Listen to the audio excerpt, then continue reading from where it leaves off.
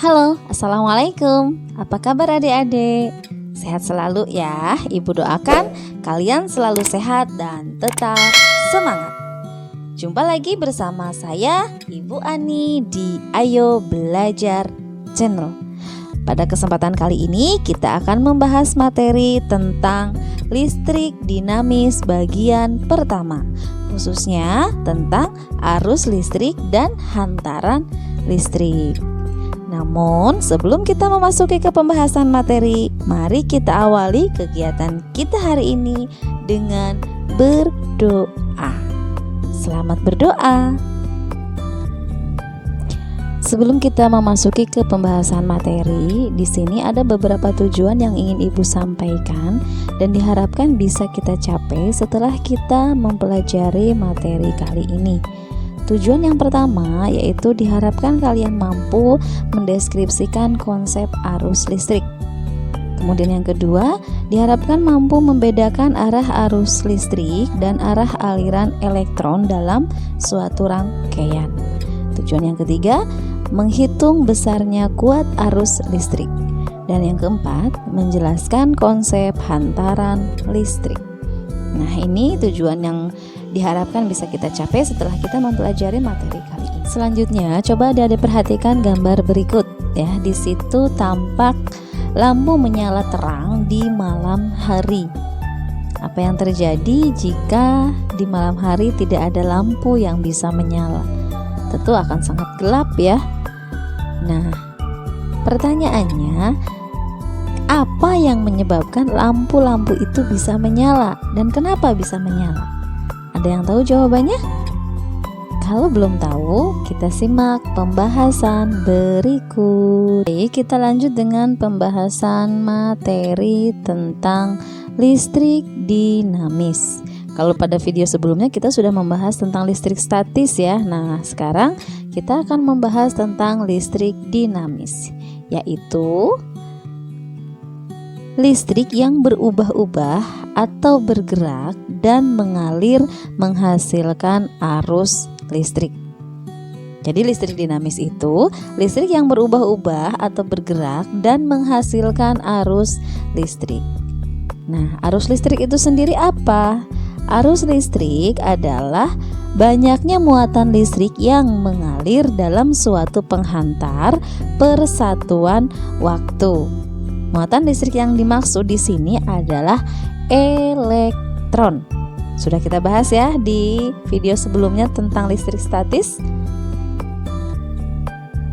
Nah, secara matematis arus listrik dirumuskan sebagai berikut.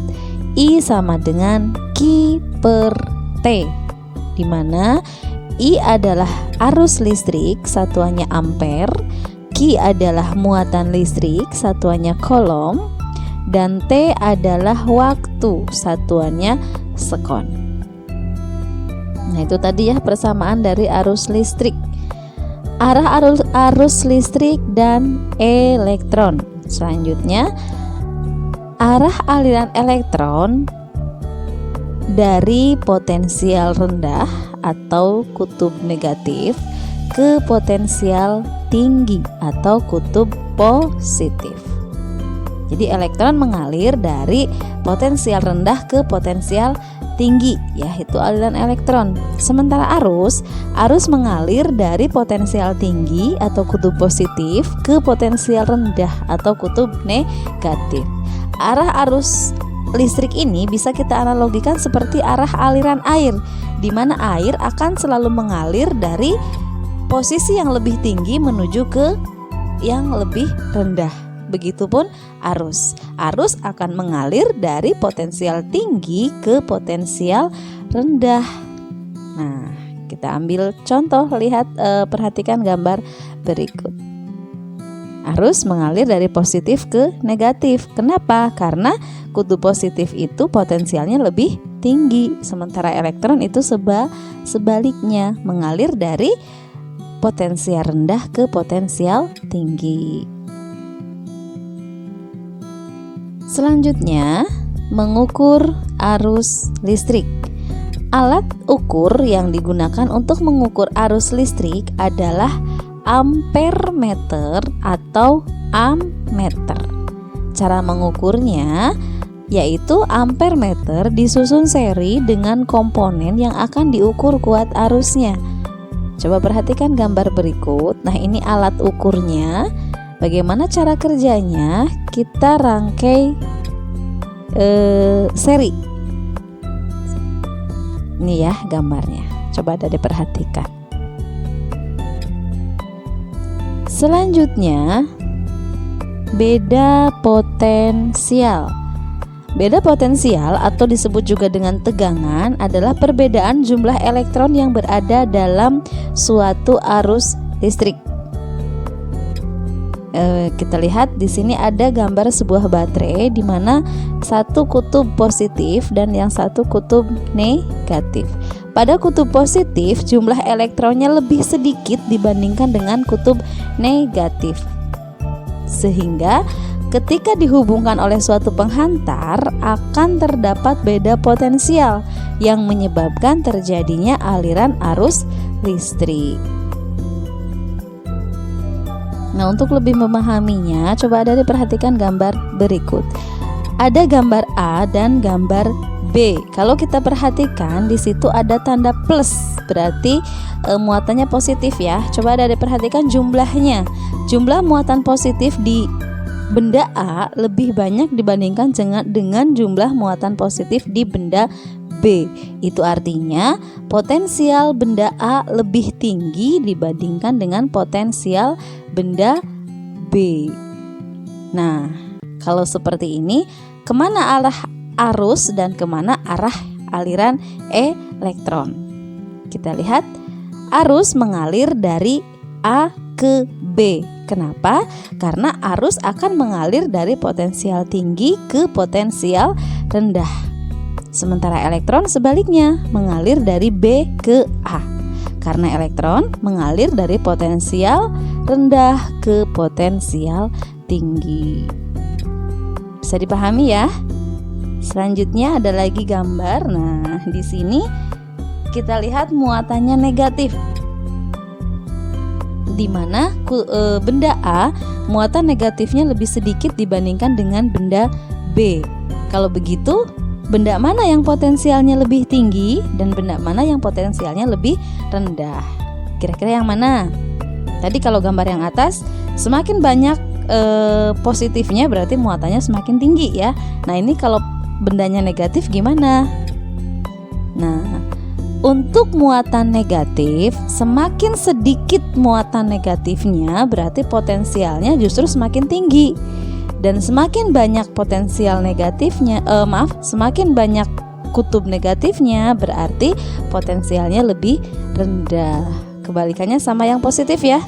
Kalau kutub positif, muatan positif, semakin banyak muatan positifnya, potensialnya semakin tinggi. Kalau negatif, semakin sedikit muatan negatifnya, potensialnya semakin tinggi. Paham ya?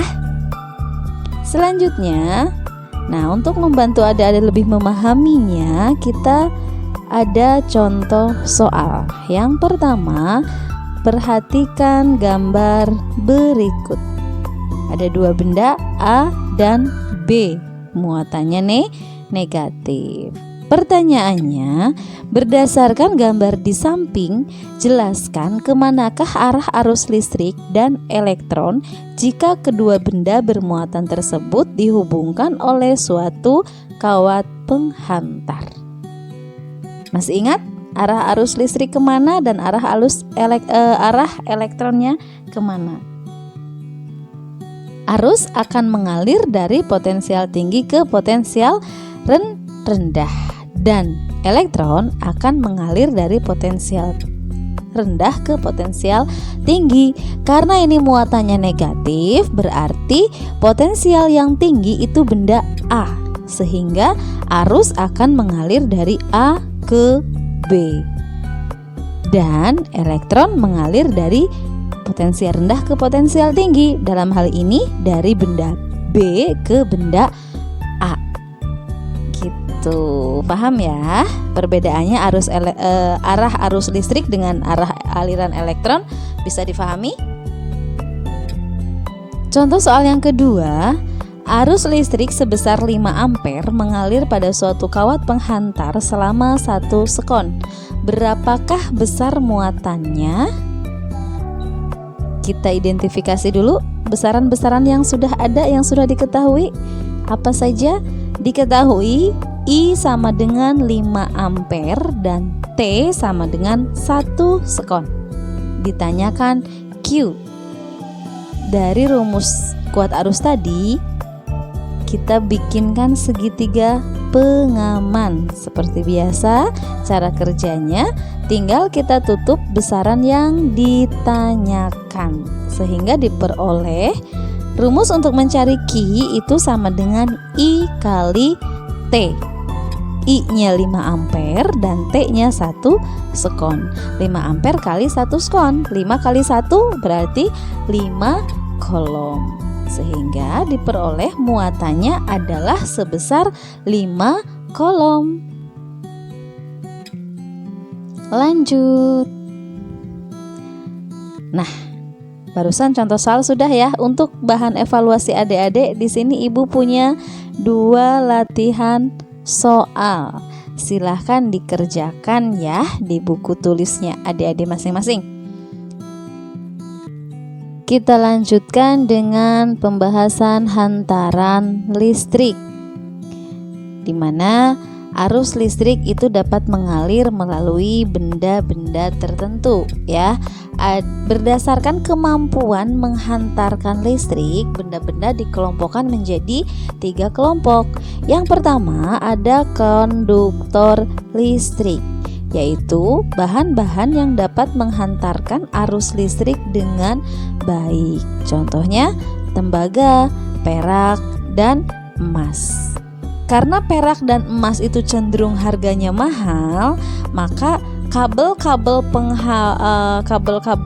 listrik itu kebanyakan terbuat dari tembaga.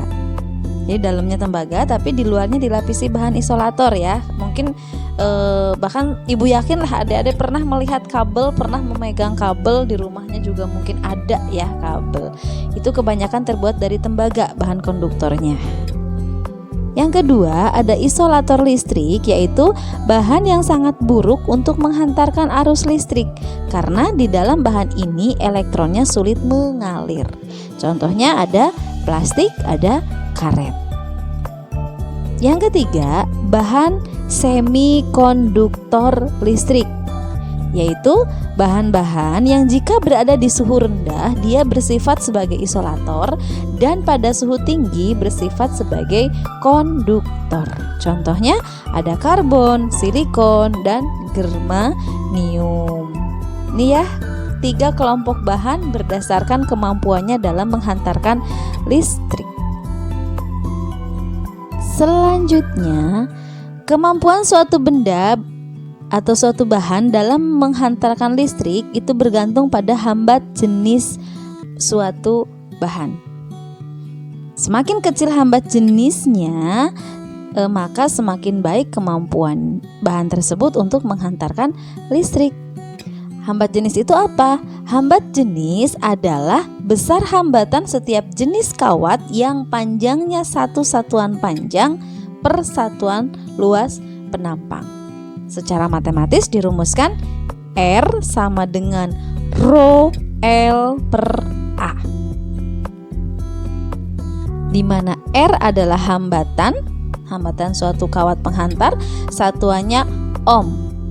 Rho adalah hambatan jenis kawat, satuannya ohm meter.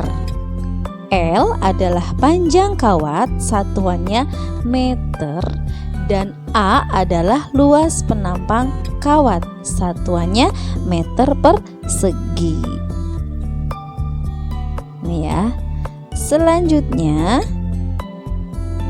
di sini Ibu sajikan tabel hambatan jenis dari beberapa bahan. Di situ bisa adik-adik lihat, adik-adik perhatikan. Yang pertama, misal ada konduktornya aluminium 2,82 kali 10 pangkat min 8, dan seterusnya sampai yang terakhir itu ada kuarsa. kuarsa termasuk kelompok isolator ya. Nah, bisa dilihat berarti bahan ini yang paling baik sebagai konduktor itu yang mana gitu. Semakin besar hambat jenisnya berarti semakin buruk, dan semakin kecil hambat jenisnya berarti kemampuan menghantarkan listriknya semakin baik. Gitu. Paham ya? Selanjutnya di sini ada contoh soal. Sebuah kawat aluminium yang memiliki panjang 20 cm dan luas penampang 2 kali 10 pangkat min 4 meter persegi. Jika diketahui hambatan jenis aluminium adalah 2,82 kali 10 pangkat min 8 ohm meter, tentukan besarnya hambatan listrik yang dimiliki kawat tersebut. Seperti biasa, kita identifikasi besaran-besarannya dulu. Diketahui L-nya, panjangnya ada L 20 cm sama dengan 0,2 meter. Untuk konversi satuan sudah tidak ada masalah ya. Ibu yakin adik-adik bisa semuanya. Kemudian besaran yang kedua ada A, luas penampang 2 kali 10 pangkat min 4 meter persegi, dan Rho hambat jenisnya 2,82 kali 10 pangkat min 8 ohm meter. Ditanyakan R. Kita langsung masukkan rumusnya. R sama dengan Rho kali L per A.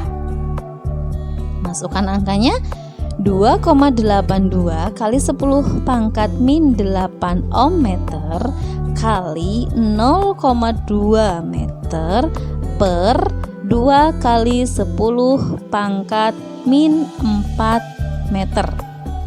Diperoleh hasil akhirnya R sama dengan 2,82 kali 10 pangkat min 5 ohm. Bisa ya? Nah, untuk bahan evaluasi adik-adik lagi di sini Ibu punya latihan soal. Silahkan dikerjakan. Seutas kawat panjangnya 100 meter. Luas penampangnya 4 kali 10 pangkat min 4 meter persegi. Jika hambat jenisnya 6,28 kali 10 pangkat min 8 ohm meter, berapakah nilai hambatan kawat tersebut? Dicoba ya buat latihan adik-adik. Selamat mengerjakan. Nah, materi kali ini Ibu rasa cukup. Mudah-mudahan adik-adik bisa memahami apa yang tadi kita bahas dan tujuan-tujuan tadi bisa kita capai. Terima kasih. Assalamualaikum warahmatullahi wabarakatuh. Sampai jumpa di video berikutnya. Bye-bye.